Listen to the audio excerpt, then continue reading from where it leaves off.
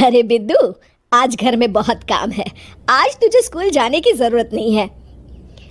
लेकिन दादी, आज तो स्कूल में मेरा टेस्ट है। अरे एक दिन स्कूल नहीं जाएगी तो ऐसी कौन सी तेरी कलेक्टर की पढ़ाई छूट जाएगी। वैसे भी मैं देख रही हूँ आजकल तो बड़ी ढीठ हो गई है। अपनी दादी की बातें सुनकर बिंदु नाराज हो जाती है।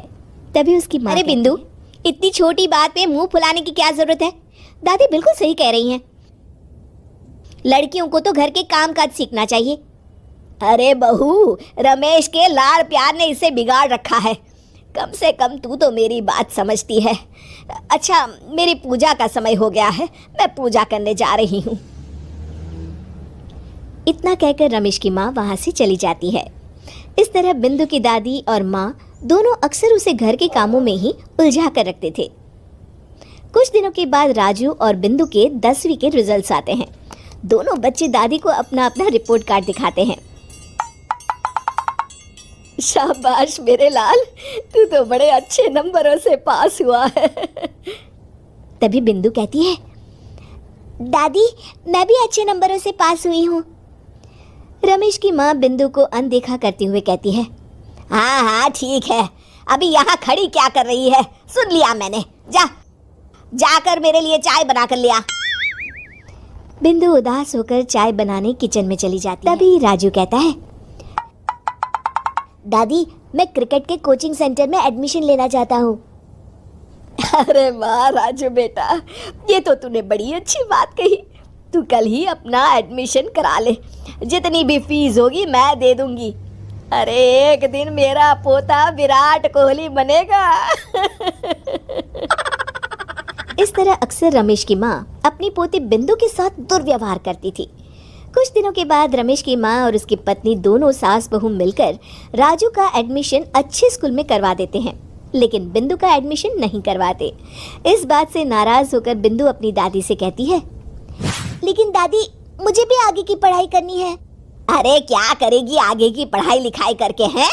आज से ये पढ़ाई का भूत अपने दिमाग से उतार दे। इतना कहकर रमेश की माँ वहाँ से चली जाती है। उस दिन के बाद से बिंदु की पढ़ाई हमेशा के लिए छूट जाती है और उसकी दादी उससे घर के सारे काम करवाना शुरू कर देती है। इस तरह उसका सारा दिन घर के कामों में ही बीत जाता था। कुछ दिन बीत जाते हैं और एक दिन रमेश छुट्टियों पर घर आता है। बिंदु को घर के काम करते हुए देख उससे कहता है, अरे बिंदु बेटा, तुम स्कूल नहीं गई?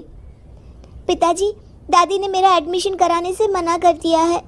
वे कहती हैं घर पे रहकर घर के काम करना सीख।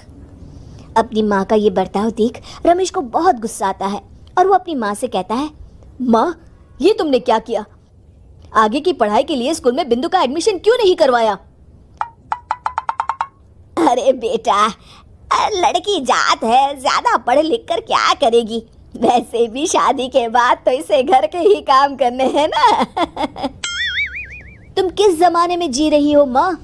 अगर कल्पना चावला के घर वाले भी तुम्हारी सोच के होते तो क्या वो पूरी दुनिया में हिंदुस्तान का नाम रोशन कर पाती? इसका स्कूल छुड़वाकर तुम इसका भविष्य बर्बाद कर रही हो, लेकिन मेरे रहते ऐसा नहीं होगा। बिंदु बेटा, कल ही तुम्हारा एक अच्छे स्कूल में एडमिशन करा दूंगा। तुम जितना चाहे उतना पढ़ो। मेरे होते हुए तुम्हें किसी बात की चिंता करने की जरूरत नहीं है। अपने पिता से हौसला पाकर बिंदु खुश हो जाती है और कहती है, जी पापा, मैं खूब मन लगाकर पढ़ाई करूंगी और बड़ी होकर डॉक्टर बनूंगी। ये हुई ना बात, शाबाश मेरी बेटी। शिक्षा, लड़का हो या लड़की, हमें दोनों को आगे बढ़ने का मौका देना चाहिए।